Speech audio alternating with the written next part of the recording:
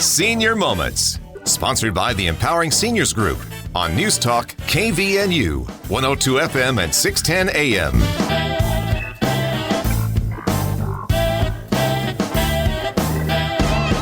Good morning, everyone, and welcome to the Senior Moment Show. My name is Bryce Patton, here with the wonderful Sid Roeder. How are you, Sid? Oh, I love it. Are you going to stop that at some point in time? Because I really enjoy this. Calling you wonderful? Well, Yes. If you aren't wonderful, I'm going to stop. But you're always pretty dang good, so Thank you. we'll get with it. It's a wonderful morning, too. It is. Yeah, I feel the briskness in the air. It's great. So we have a wonderful guest with us with a lot of information that might help me out, especially doing this. But before we get to that, would you mind telling us about our sponsor? I am delighted to do so. Our sponsor is the Empowering Seniors Group, which is a group of professionals that has dedicated their time and effort to provide information to seniors, their family members, and really anyone that cares. If you'd like to learn more about the Empowering Seniors Group, you can do so online at empoweringseniors.info, or you can email us at empoweringseniorscv@gmail.com, and the CV stands for Cache Valley. And lastly, if you have any suggestions for this show, anyone you would like to have us invite, you can reach me personally at 435-512-6406. Awesome. Thank you. That's why you're wonderful. You're Because you welcome. do that for us. All right. Our guest today is Jared Fulgham. He is a speech-language pathologist at the Speech-Language Pathology Clinic at USU. Welcome, Jared. Thank you. Glad to be here. Yeah. So before I got into home health and all this stuff that I'm doing now, I had never heard of speech-language pathology. How did you hear about it, and what interested you into going into that field? Sure. Typically, speech-language pathology is oftentimes considered with children. When I was young, I had a speech impediment, couldn't say a few of my sounds, and so in elementary school, I had some speech therapy. As an adult, I have a sister-in-law who's actually a speech-language pathologist, and she kind of turned me onto the field, gave me some information about how helpful it is for a variety of age ranges. My specialty is more for adults, but we go through the lifespan from birth to age 99 plus. I got into the field because I wanted to help people. I had gone a different path for my career and changed gears and decided to help people in a different way. So that's how I got here. So when you're talking about adults, there's actually some things that you specifically do that shows up in seniors, don't you? Absolutely. I work with seniors who have speech problems, whether it's from having had a stroke or some other neurological event. Those are typically what we call dysarthria patients, people with Parkinson's, people who've had strokes that have caused word-finding problems, or what we call aphasia, also swallowing problems. It's a rising cause for concern in seniors, especially those who've had strokes, that they may have problems swallowing foods of different consistencies, as well as a little bit of cognitive impairment that comes from different neurological events, whether it's strokes or other degenerative diseases. So when someone has a stroke and they're struggling to speak afterwards, is that when are you just coming in and helping them relearn how to speak? Is that essentially what it is, or what does that entail? Yeah, that's part of it. Depending on the type of need they have, it could be helping them relearn how to speak. It could be helping with strategies for compensating when they can't find the words they're trying to say. It could be helping with motor control. Really, it's dependent upon the disease, but there are a lot of different things we can do, different strategies that can be used and that can be trained that seniors can use to help compensate and rehabilitate effects of their disease. So I'm a little bit curious because I belong to the aging population. When you're talking about loss of single words, I mean, I'm kind of curious, is that a strategy, or do you try to, what's a thing that can help against not knowing the word you're looking for? Sure. We talk a lot about, one of the big strategies is called semantic feature analysis that we talk about. Which uses semantic features, things that are related to the word, like what does the word look like, the item that's being described, or what does it do, And we use what we call circumlocution strategies, talking around a word maybe to help find it or to help identify what that word is. That helps communication partners understand what the word is that the person's trying to find. So you're not necessarily finding that word, but you're still trying to get your meaning across. Is right. That can be part of it. Sometimes it is finding the word, actually. Sometimes starting to describe the word. We all go through this, just in our day-to-day lives. Sometimes we can't think of the specific word we're trying to say, and it gets really bothersome, and we get really agitated by it.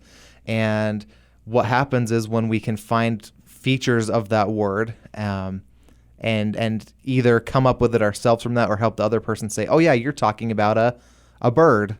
And like, that's the word I was going for. It can be really empowering and really uplifting and helpful.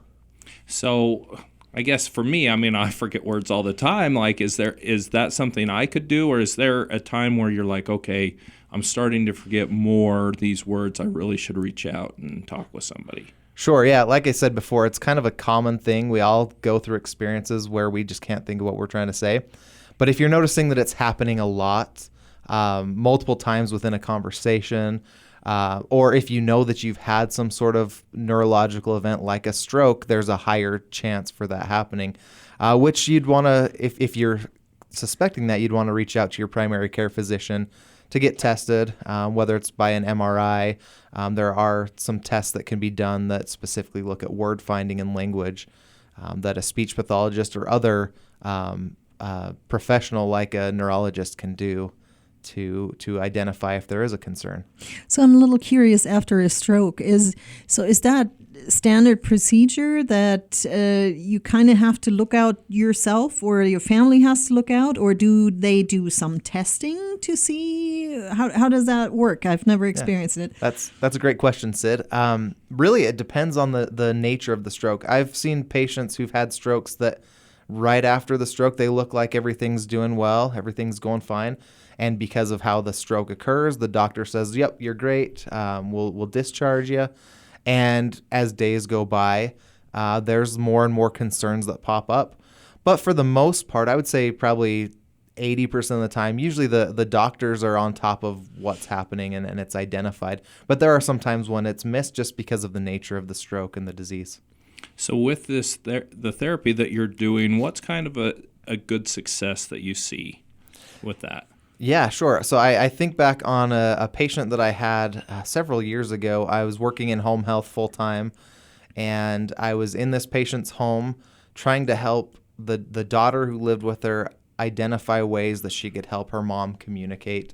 And we found some very big success in having her daughter expand on what her mom was saying. So her mom frequently spoke in single words. And so when she said a single word, the daughter could build on that.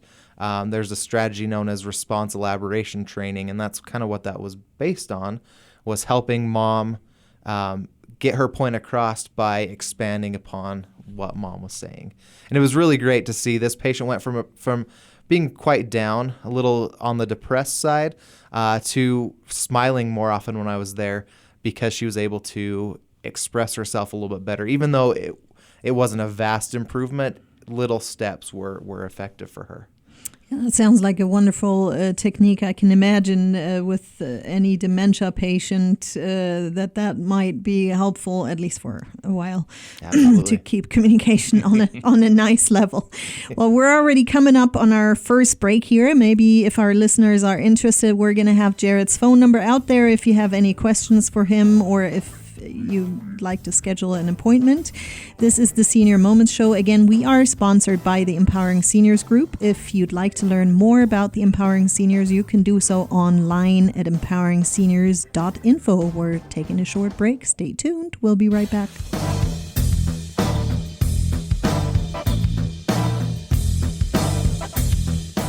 Hi, this is Tyler. Recently, my father passed away, and White Pine provided the funeral services for our family. They were friendly, thoughtful, and attentive to every detail. You know, it isn't often that a loved one passes away, so it was very important to my family that everything be handled just right. Because my dad was loved by so many people, we had a lot of family and friends that traveled from out of town. I really appreciate how White Pine Funeral Services made sure everyone was comfortable and that the focus was where it needed to be, on my dad and my family. They really took care of us during this tender time. White Pine Funeral Services, here when you need us most.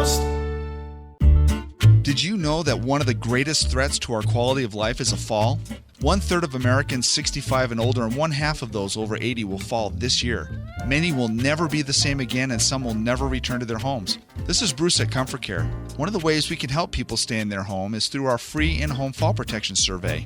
Let us help you identify these fall risks. Call us at 754-7676. Comfort Care, 754-7676. Thanks, Mom. Thanks, Dad. No problem, sweetie. I can't believe you're able to fit everything in that little sedan. Bye! When they move out, you can move on to a house that fits your life. It's time to live in a space that fits your family.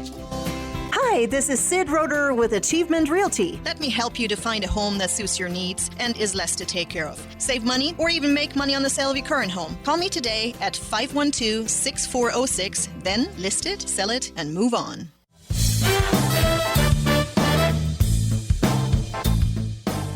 And welcome back to the Senior Moment Show. My name is Bryce Patton, here with Sid Roeder and our guest, Jared Fulgham, the speech-language pathologist up at Utah State at the I need to work on this, the Speech-Language Pathology Clinic. There we go. I'm so glad you're saying that. Oh, I'll get it. I get it. I need to go have a session or two with Jared.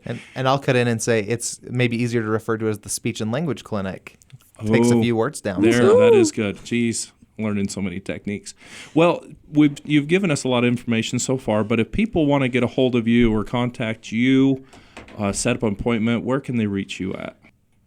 Sure, they can call our clinic at 435-797-1375, and our office staff can answer many questions and also get in touch with me or another speech-language pathologist to help answer some of those questions. Oh, thank you for that. So before the break, you were talking about ways to help people come up with their words. When you're working with somebody, are you also training the family members to speak with them or a group of people to help communicate with that person?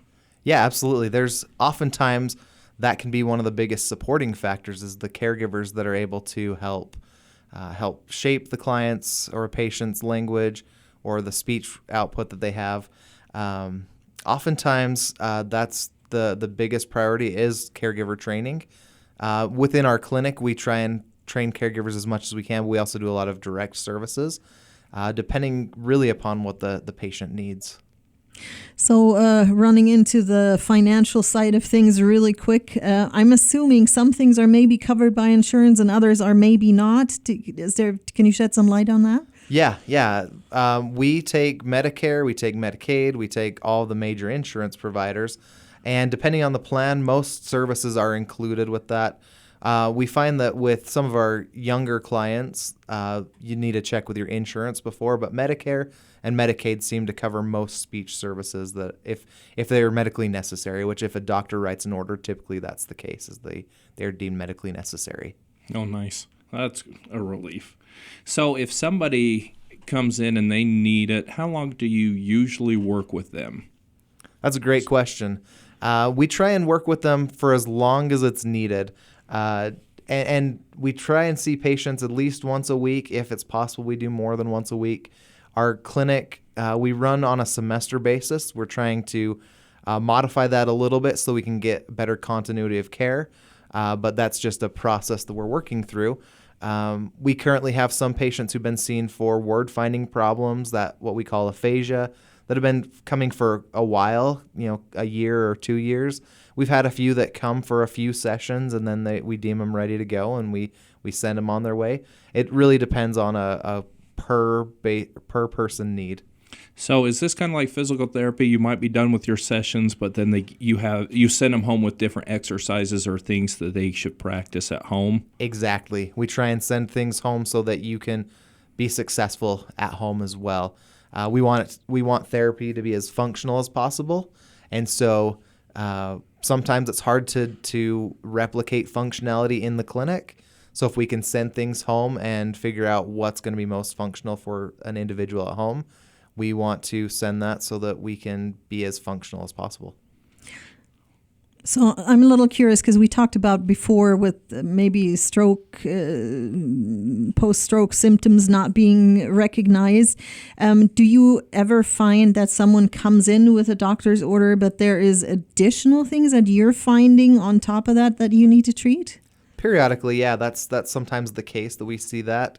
And if that is a situation that we find, we try and communicate with the doctor's office and say, we're seeing this, would you check this out? Or we request additional orders to see different things. So recently I've been trained in what's called Lee Silverman voice therapy. That's LSVT loud specifically. That's for Parkinson's disease. And if I'm working with a patient who we're working maybe on cognition with Parkinson's, but I'm noticing some voice concerns, we may reach out to the doctor and say, hey, this is a technique that's been proven to work.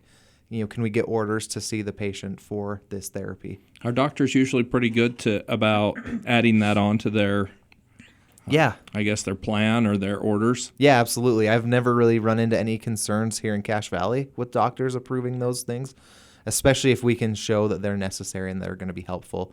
But I've yet to have a doctor really say, hey, I'm not gonna recommend that on this speech therapist's recommendation. So earlier we had talked about, so we've been talking about communication, but you had talked about choking hazard. How does speech language pathology go into helping someone swallow or not choke on their food? And what does that look like? Yeah, great question too. Typically when a person has had some major event, whether it is a stroke, whether it's a traumatic brain injury caused from a car accident or a fall, typically in the hospital they'll do a swallow screening to make sure things are looking okay.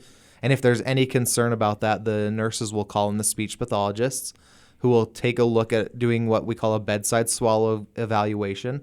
And if there's any indicators of problems, of choking or coughing, we'll pause that and we'll say we want to do an instrumental evaluation, which typically looks like doing an X-ray evaluation, what we call a modified barium swallow study, or a fiber optic scope through the nose is another way that we can watch people's swallow and identify what the hazards may be with swallowing, if there's consistencies that are challenging or whatnot. So I'm a little curious what the therapy looks like, depending on what you find there. Yeah, the therapy, that's the fascinating part. And this is one of my passions, is working with this, because there's so many different things. If there's a neurological reason why if someone's having a problem swallowing, we may do some compensatory strategies like a chin tuck or moving the head a certain way when swallowing. If there's definite weakness that we can see, we can do some swallow exercises, and typically we'll send a patient home with swallow exercises to complete to strengthen the muscles used in swallowing. It's really fascinating, and it's fun to work with a variety of different deficits that need to be addressed, and it's kind of like being a detective sometimes. Do you see that with those therapies that people get back to almost 100% of where they can swallow and eat before, or are they always kind of on a modified diet afterwards? Yeah, I've seen many examples of people getting back to where they were prior to whatever the event was. A number of years ago, I worked in a skilled nursing facility and had a patient who was there on rehab who was having serious problems choking whenever eating anything. And with some therapy and with some modifications to the diet, we were able to reduce and eliminate the choking. And then we slowly took the modified diet away and continued to do exercises, and that patient returned home with a normal swallow function. Wow, that's amazing. We're almost at our second break, so I want to give you another chance, Jared, to mention your phone number and your location. Absolutely. We're at Utah State University in the Sorensen Center. Our number for our clinic is 435-797-1375. Thank you. This is the Senior Moments Show. Again, I'd like to mention our sponsor really quick, which is the Empowering Seniors Group. If you'd like to learn more about them, you can do so online at empoweringseniors.info. We're going to take a short break. Stay tuned. We'll be right back.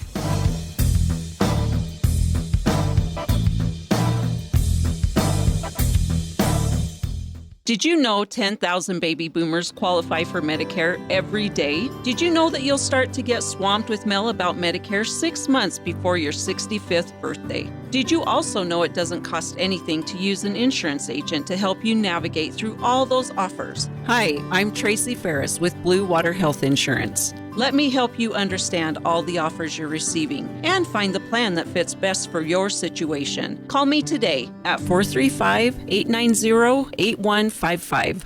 At Maple Springs Senior Living in North Logan, we understand that entrusting the care of your loved one to someone else is a decision not taken lightly. That's why we go above and beyond to create a nurturing environment where your family becomes our family. When I found Maple Springs, it was like a weight lifted off my shoulders. The staff here really cares, and Mom is thriving. The activities and social events have brought so much joy to Dad's life.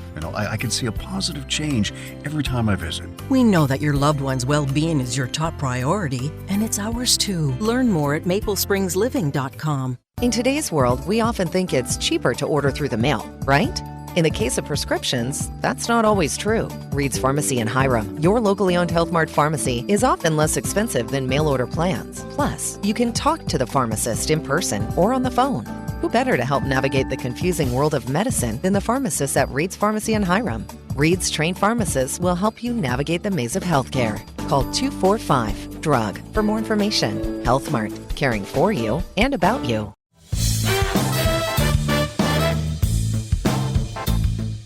And welcome back to the Senior Moment Show. My name is Bryce Patton, here with Sid Roeder as well as Jared Fulgham up at the, the speech language clinic. That's Speech what and you language decided clinic. we should go with. Yeah.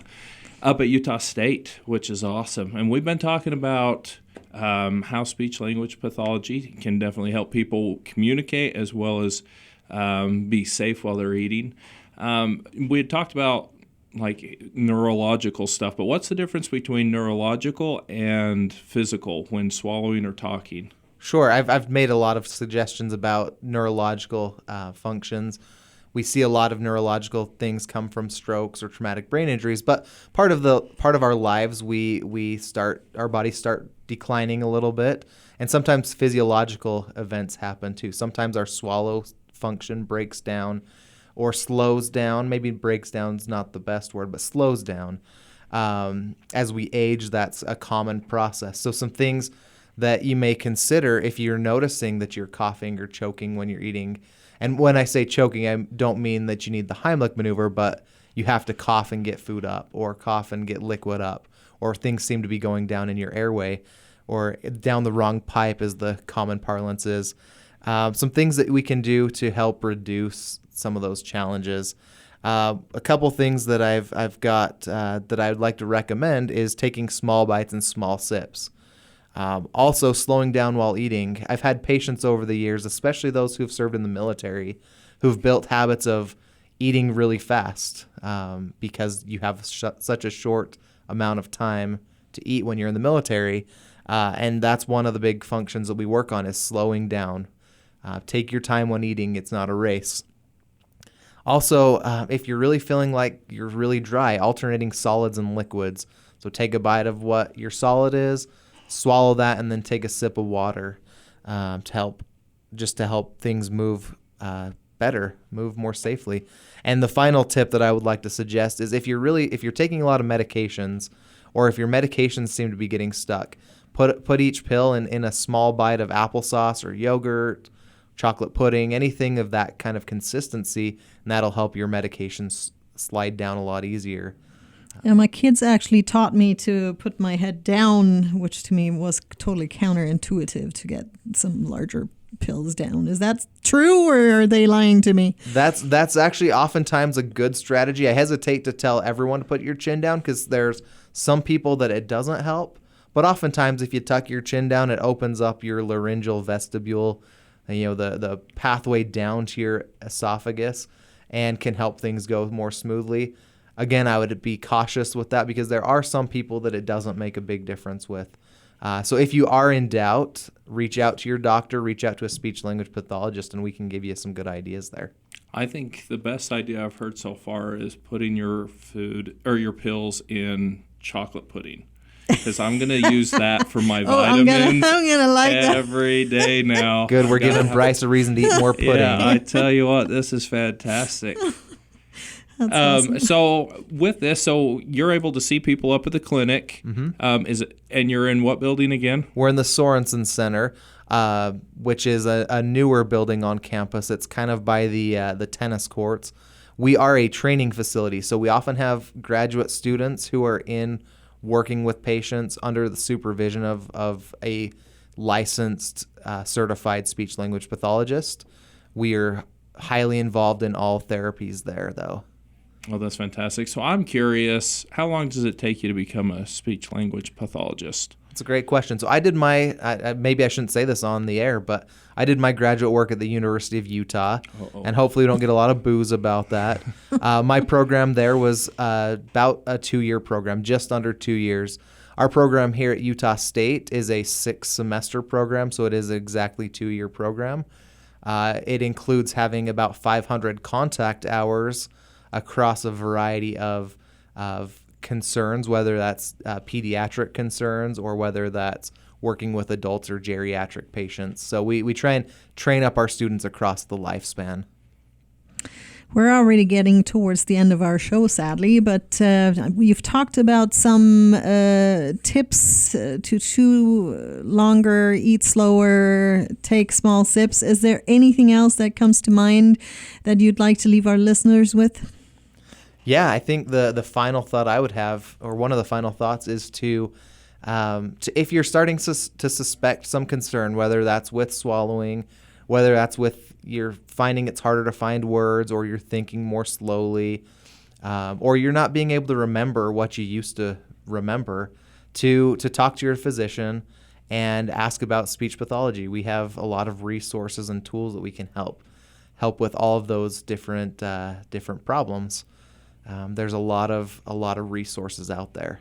I think that would probably go the same for if you notice that in one of your parents or grandparents. If you're seeing that forgetfulness, then probably you make that phone call, because I know my dad, he's not going to admit any of this. So he's a stubborn bugger. So I would have to be the one to push it.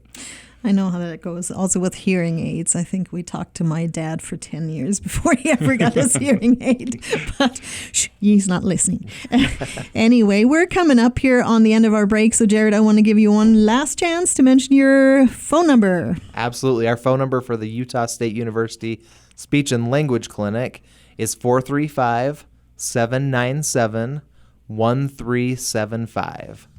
Thank you, Jared. Thanks for coming in. It's been great to learn about speech pathology. We are at the end of our show. For our listeners, we hope that you tune in again next week.